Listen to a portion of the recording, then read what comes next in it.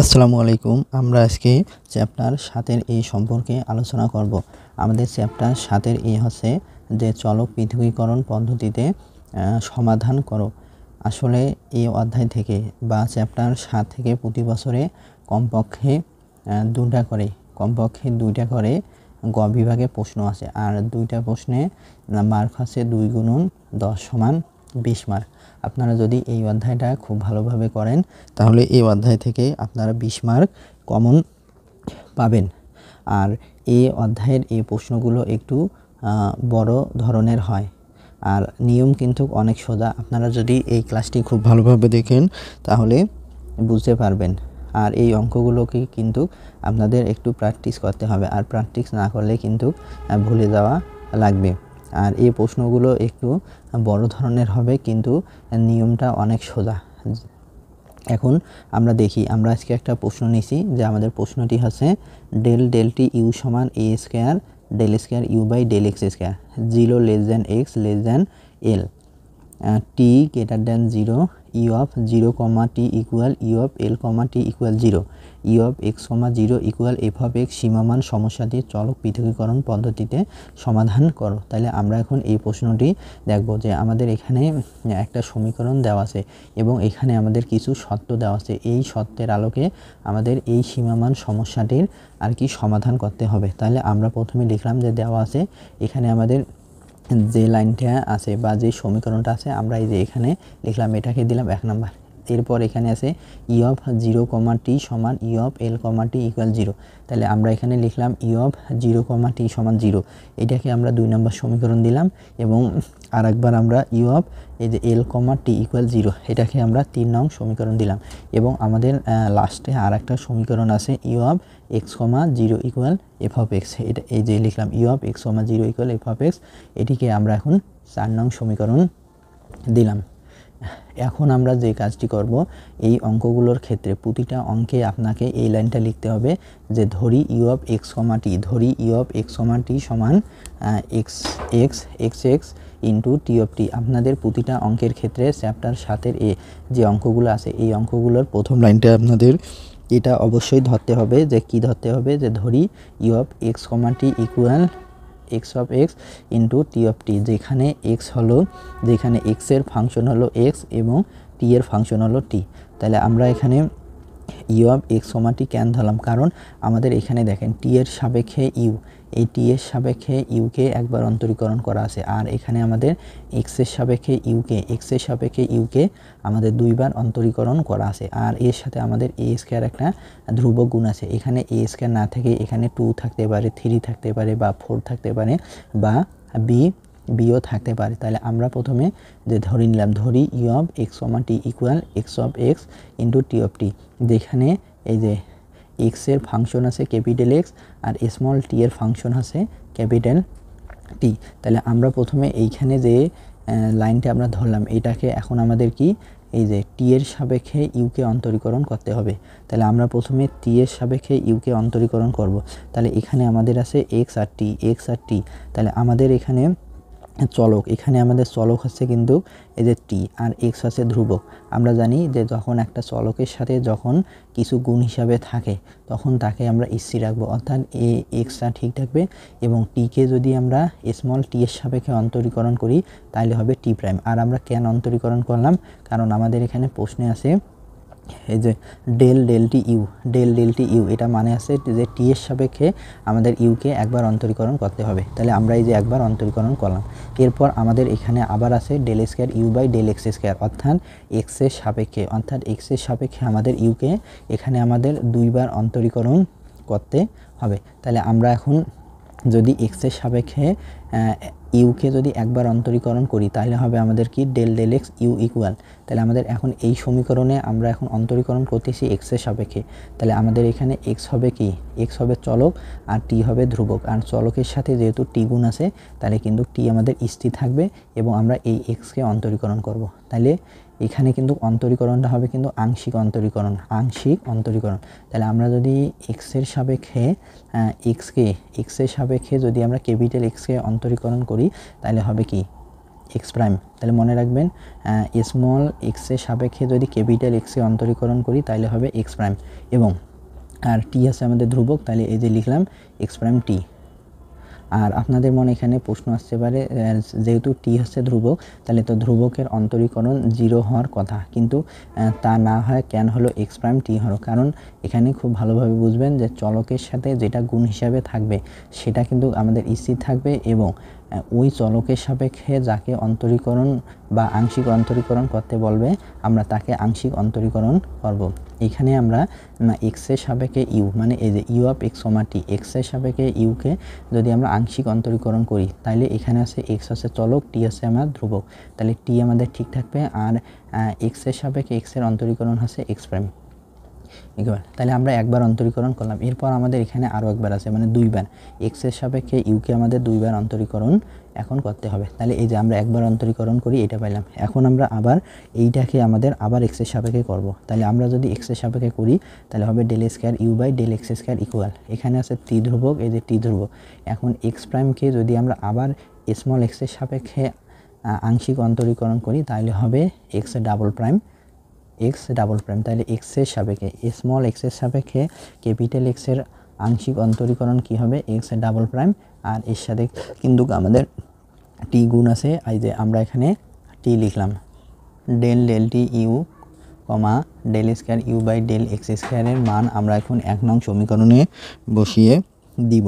তাহলে আমাদের 1 নম্বরের সমীকরণে আছে del del t by u equal a square del square u by del x square. আমরা del u by del t এবং del square u by del x স্কয়ারের মান আমরা আংশিক অন্তরীকরণ করিয়া যেটা পাইলাম সেটা এখন আমরা 1 নং সমীকরণে বসাই দিব। তাহলে 1 নং সমীকরণের বাম পাশে আমার আছে ডেল ডেল টি ইউ, তাহলে ডেল ডেল টি ইউ এর পরিবর্তে আমরা কি বসাইলাম, এই যে আমরা এটা মান পাইছি ডেল ডেল টি ইউ, এটার মান আমরা কি পাইছি এক্স টি প্রাইম, এই যে আমরা এখানে বসাইলাম এক্স টি প্রাইম। আর আমাদের ডান পাশে আছে হলো a square del square u by del x square, এটার মান আমরা এই যে এটা বের করছি, কি বের করছি আমরা এক্স ডাবল প্রাইম টি, এক্স ডাবল প্রাইম টি, এই যে এক্স ডাবল প্রাইম টি, আর এর সাথে কিন্তু আমাদের এ স্কয়ার গুণ ছিল, এই যে আমরা এখানে এ স্কয়ার লিখলাম। এরপরে আমরা আমাদের চলকগুলোকে একপাশে করলাম, মানে এখানে আছে যে এক্স ডাবল প্রাইমের এই এক্সট্রা এখানে গিয়ে ভাগ হলো, এবং এখানে যে আমাদের যে এ স্কয়ার টি ছিল এইটা আমাদের এই দিকে আসি ভাগ হয়ে গেল, অর্থাৎ আমরা এক্সগুলোকে একপাশে করলাম এবং টিগুলোকে একপাশে করলাম। এরপর আমরা এখানে লিখব এখানে প্রত্যেক পক্ষ অবশ্যই ধ্রুবকের সমান হবে। তাহলে আমাদের এই যে এই অংশটুকু সমান এই অংশটুকু, এই দুইটা অংশ আমাদের এখন কি হবে একটা ধ্রুবকের সমান হবে, আর আমরা সেই ধ্রুবকটাকে ধরে নিব ল্যামডা স্কয়ার, আর আমরা সেই ধ্রুবকটাকে ধরে নিব ল্যামডা স্কয়ার। আমরা এখন সেই লাইনটা লিখে দিব, আমরা এখন কি লিখব যে x double prime by x equal t prime by a square t equal minus lambda square, এটা কিন্তু আমরা ধরে নিলাম। তো এখন আমরা এই যে এক্স, এই যে আমাদের এই অংশটা সমান একবার এটা হবে আর একবার এই অংশটা সমান এটা হবে, তাহলে আমরা একবার কি লিখব x double prime by x equal minus lambda square. এখান থেকে যদি আমরা আর গুণন করি তাহলে হবে x double prime equal minus lambda square, এই মাইনাস ল্যামডা স্কয়ারকে আমরা পক্ষান্তর করি এখানে প্লাস হইলো, তাহলে x double prime plus lambda square x equal 0, এটাকে আমরা এখন 5 নম্বর সমীকরণ দিব, এবং আমরা আরেকবার লিখব t prime by a square t equal minus lambda square, এই যে আমরা এখানে লিখলাম। এরপরে আমরা আবার আর গুণন করব, এই মাইনাস ল্যামডা স্কয়ার দিয়ে এ স্কয়ার টিকে গুণ দিলে হলো মাইনাস এ ল্যামডা স্কয়ার এ স্কয়ার টি, আর এটা ও লবে আছে আমাদের টি প্রাইম, এই যে এখানে লিখলাম। এরপর আমরা এটাকে পক্ষান্তর করলাম, অর্থাৎ পক্ষান্তর করে আমরা কি পেলাম টি প্রাইম প্লাস এটা মাইনাস আছে এই দিকে আসি হলো প্লাস ল্যামডা স্কয়ার এ স্কয়ার টি ইকুয়াল 0, এটাকে আমরা এখন দিলাম 6 নম্বর সমীকরণ। এখন আমরা এই 5 নম্বর সমীকরণ এবং 6 নম্বর সমীকরণ এখন আমরা কি করব, এই 5 নম্বর সমীকরণ এবং 6 নম্বর সমীকরণ থেকে আমরা এই এক্স আর এই টি এর মানটা বের করার চেষ্টা করব। আমরা এখন এই 5 নম্বর সমীকরণ এবং 6 নম্বর সমীকরণ থেকে আমরা এক্স এবং টি এর মান বের করব। তাহলে আমরা প্রথমে 6 নং সমীকরণ থেকে প্রথম 6 নং সমীকরণ থেকে টি এর মান বের করা দেখি। তাহলে আমাদের 6 নম্বর সমীকরণ আছে এটা এই যে আমরা এখানে লিখলাম। এরপরে আমাদের এখানে প্লাস এ স্কয়ার ল্যামডা স্কয়ার টি, এটা প্লাস ছিল, এটাকে আমরা পক্ষান্তর করে মাইনাস করলাম। এরপর আমরা এই টি দ্বারা ভাগ করলাম, যে বাম পক্ষ এবং ডান পক্ষকে 3 দ্বারা ভাগ করে আমাদের এই অংশ হলো।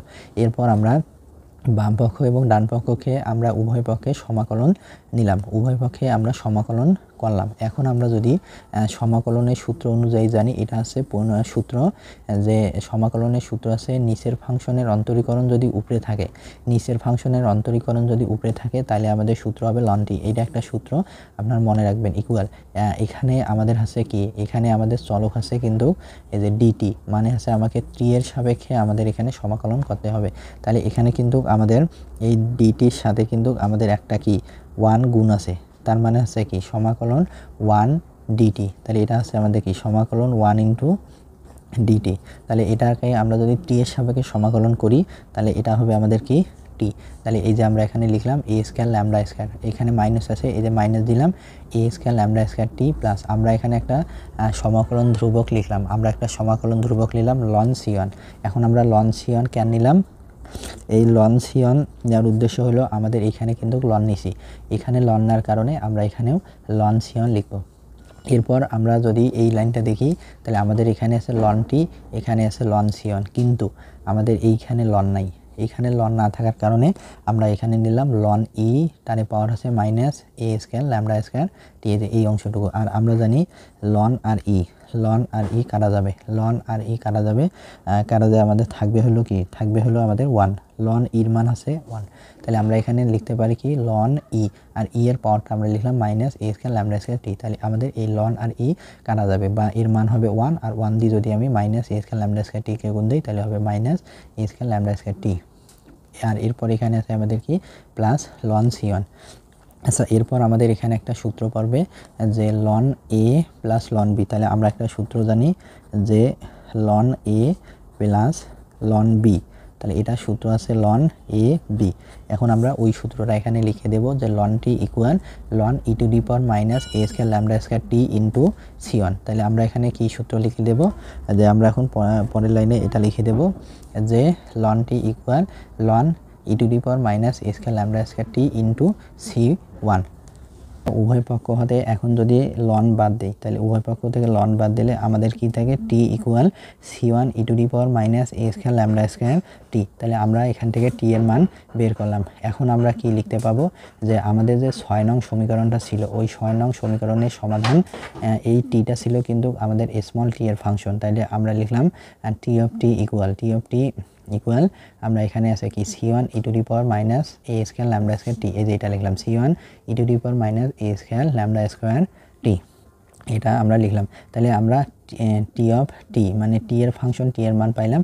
এখন আমরা আমাদের যে 5 নং সমীকরণটা আছে এই 5 নং সমীকরণ থেকে আমাদের এখন এই 5 নং সমীকরণ থেকে আমাদের এখন কার মান বের করতে হবে, আমাদের এখন x এর মানটা বের করতে হবে, বা x এর সমাধান এখন আমাদের বের করতে হবে। তাহলে আমরা আমাদের 5 নং সমীকরণটা ছিল x double prime plus lambda square x equal 0। এইখানে আপনারা একটু খুব সহজভাবে মনে রাখবেন, যদি এখানে এরকম x ডাবল প্রাইম থাকে, x ডাবল প্রাইমকে আমরা কি লিখবো d স্কয়ার x। সোজাভাবে মনে রাখবেন যে x ডাবল প্রাইম x মানে কি d স্কয়ার x। তাহলে আমাদের এখানে কি আছে x ডাবল প্রাইম, তাহলে এইটার পরিবর্তে আমরা এখানে বসালাম d স্কয়ার x, এখানে প্লাস আছে এখানে প্লাস দিলাম, এরপর এখানে আছে ল্যামডা স্কয়ার x, এই যে আমরা এখানে লিখলাম ল্যামডা স্কয়ার x ইকুয়াল 0। এখন আমরা যদি এখান থেকে যদি x কে কমন নেই তাহলে x কে কমন নিলে কি হবে d square plus lambda square into x equal 0। আর যেখানে এই যে আমরা এইটা একটু লিখে দেবেন হয়ে গেল। এখন আমরা এখন এই যে এই সমীকরণটার আমরা এখন সহায়ক সমীকরণ বের করব। এই সমীকরণটার কি আমরা এখন সহায়ক সমীকরণ বের করব, এর সহায়ক সমীকরণ। তাহলে এই d জায়গায় বসাবো হলো m, তাহলে d সমান বসাবো m, তাহলে এখানে কি হবে m square plus lambda square equal 0। আর এই x কিন্তু হবে না, সহায়ক সমীকরণে xটা উঠে যাবে, এই d জায়গায় বসবে m, তাহলে এখানে d জায়গায় m square plus lambda square equal 0। বা এখন আমরা এই ল্যামডা স্কয়ার এখানে প্লাস আছে ল্যামডা স্কয়ারকে পক্ষান্তর করি, আমরা পাইলাম m স্কয়ার সমান মাইনাস ল্যামডা স্কয়ার। এখন এই যে মাইনাস ল্যামডা স্কয়ারকে আমরা এইভাবে লিখতে পারি যে -1 ইন্টু ল্যামডা স্কয়ার। তাহলে -1 এর সাথে ল্যামডা স্কয়ার গুণ করলে মাইনাস ল্যামডা স্কয়ার হয়। বা এখন m স্কয়ার সমান এই যে মাইনাস ল্যামডা স্কয়ারকে আমরা এইভাবে লিখলাম -1 ইন্টু ল্যামডা স্কয়ার। আমরা জানি যে -1 মানে হচ্ছে কি i স্কয়ার, আমরা জটিল সংখ্যার অধ্যায় থেকে জানি যে -1 সমান এই যে i স্কয়ার, আর এর সাথে গুণ আছে আমাদের ল্যামডা স্কয়ার। এই যে আমরা এখানে ল্যামডা স্কয়ার লিখে দিলাম। তাহলে আমরা এখান থেকে m এর মান কি পাবো, আমরা যদি এই সমীকরণে উভয় পাশে বর্গমূল করি তাহলে বর্গমূল করলে আমরা m সমান প্লাস মাইনাস ল্যামডা আই পাবো। তাহলে আমরা যে 5 নং সমীকরণটা পাইলাম সেই 5 নং সমীকরণের সাধারণ সমাধান কি হবে বা সমাধান কি হবে, x অফ x সমান, এখানে আপনারা খুব ভালোভাবে মনে রাখবেন যে এখানে আমাদের এই যে আইটা ছিল এই আইটা উঠে যাবে, যখন আমরা সমাধানটা লিখবো আইটা উঠে যাবে এবং সেটা হবে কি c2। আমরা একবার একটা ধ্রুবক c1 লিখছি, এখন আমরা লিখবো c2, তাহলে c2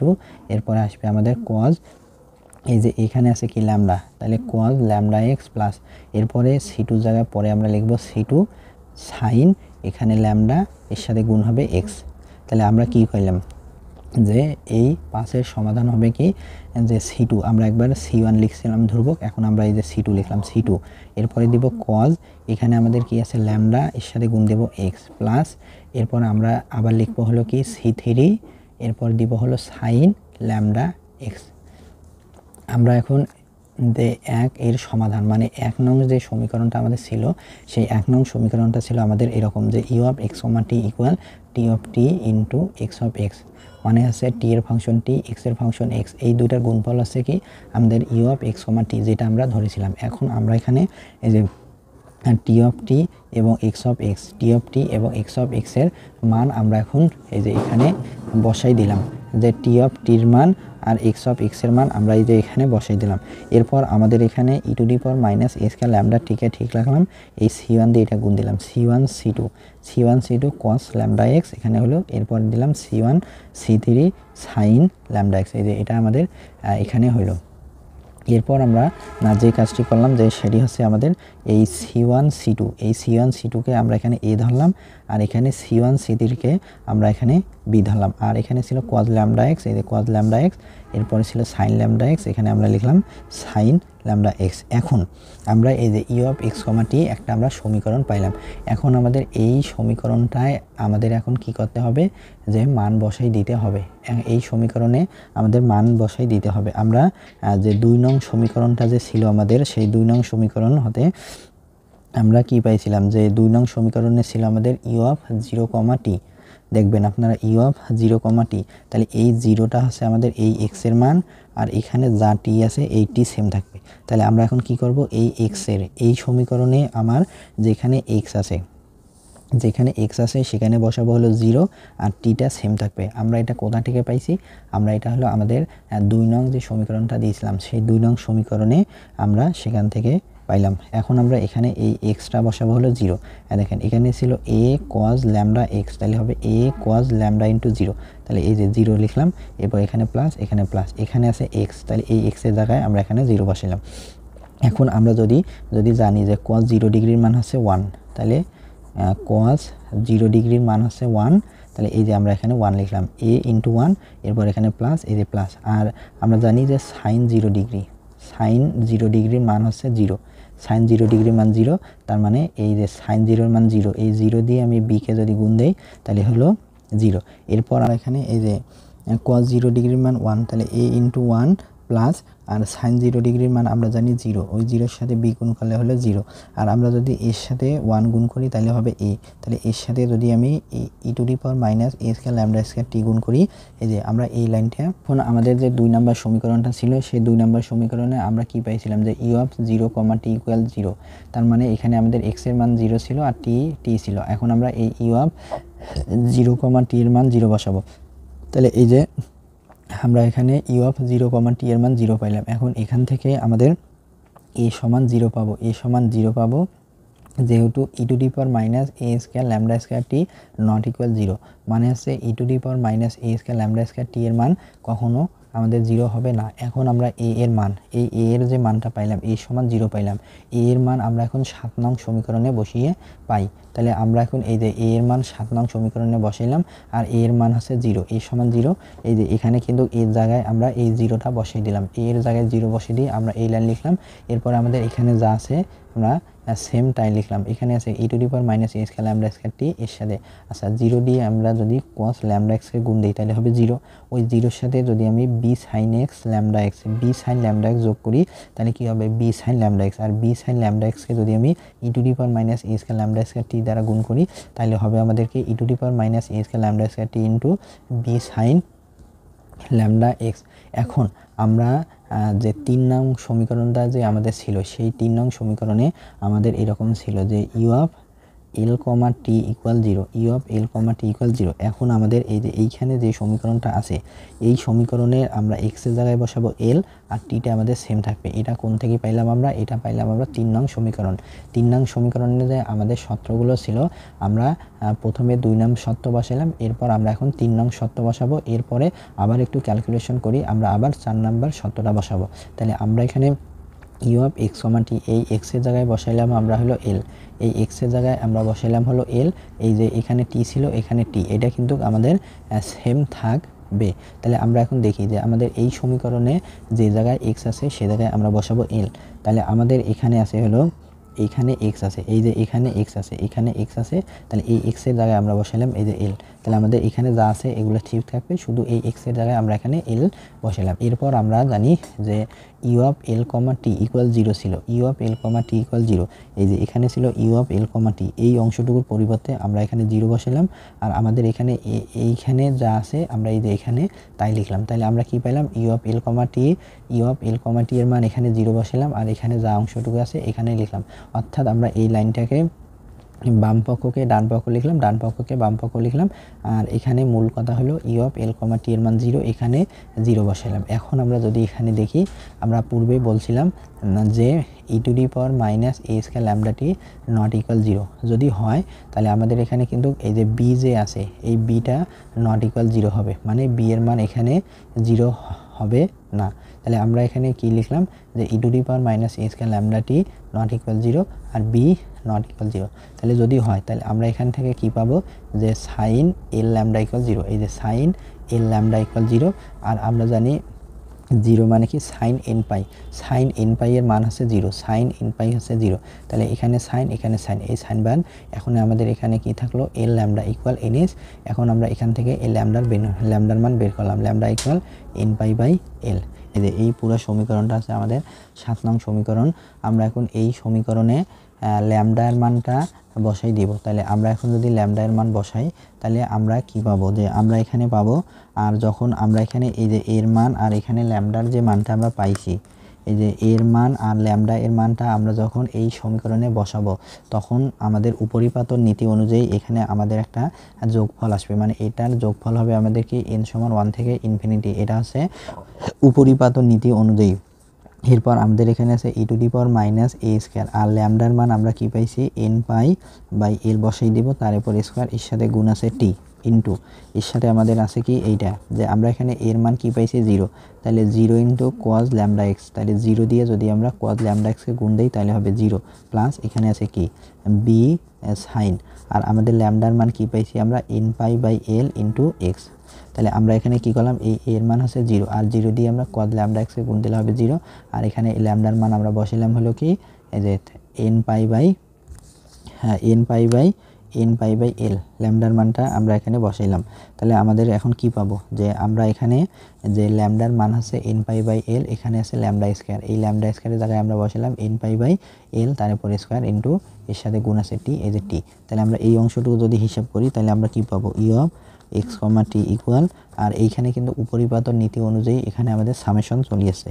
তাহলে এরপর হবে এখানে দিব আমরা সামেশন এন সমান 1 থেকে ইনফিনিটি, এন সমান 1 থেকে infinity e to the power minus a square into, আচ্ছা এইটা আমরা একটু হিসাব করি। তাহলে আমাদের এখানে যে এন পাই তার উপরে স্কয়ার আছে, তার মানে এটা এন স্কয়ার পাই স্কয়ার, আর এখানে টি গুণ আছে এই যে টি, আর নিচে আছে কি এল তার উপরে স্কয়ার, এল স্কয়ার, মানে এখানে আমরা বর্গ করি, আমরা এই অংশটুকু পাইলাম। এরপর আমাদের এর সাথে গুণ আছে কি 0-র সাথে যদি আমরা এইটা গুণ করি তাহলে হবে আমাদের কি 0-র সাথে b sine n pi by l যদি আমি যোগ করি তাহলে হবে আমাদের কি b sine n pi by l into x, এইটা আমাদের হবে। এখন আমরা যদি এইটাকে একটু সাজে লিখি, তাহলে আমরা একটু সাজে লিখলে কি পাবো? যে u of x comma t equal summation of n সমান 1 থেকে ইনফিনিটি, এখানে আসলে হলো b e to the power minus a square n square pi square t pi by l square, আর এখানে আছে কি into sine n pi by l into x. এই যে আমরা u of x comma t এর মান আমরা কিন্তু এইটা পাইলাম।